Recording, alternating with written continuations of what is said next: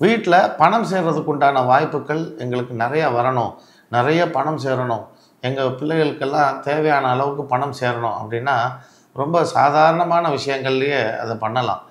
பழைய காலங்கள்லலாம் புகைப்படங்களா இருக்கும். அல்லது கையில் வரையப்பட்ட ஏதாவது ஓவியங்களா இருக்கும். இந்த ஓவியங்களே உங்களுக்கு நெறைய செல்வத்த கொண்டு வரும். நீங்க ஒண்ணும் இல்ல. ஒரு சாதாரண ஒரு தாமரை பூல ஒரு தங்க நிறத்துல ஒரு மீன் படுத்திருக்கிற மாரி நீங்களே ஓவியம் வரையலாம். அந்த ஓவியத்த வரைஞ்சு அத ஃப்ரேம் பண்ணி உங்க வீட்ல வைங்க. அதுலயும் அத வடக்கு திசை பார்த்த மாரி மாட்டி வைங்க. உங்க வீட்ல கொஞ்சம் கொஞ்சமா செல்வம் அதிகரிக்கிறத நீங்க கண்டிப்பா உணர்வீங்க. இது பல காலமா செய்றாங்க. இப்பவுமே சில ஹோட்டல்கள்ல, பெரிய பெரிய வியாபார நிறுவனங்கள்ல இந்த படத்த நான் பார்த்துருக்கிறேன். இதோடைய அர்த்தம் என்னன்னு புரியாம இருந்ததுக்கு, ஒரு நாள் எனக்கு அதோடைய அர்த்தம் முழுமையா புரிஞ்சுது.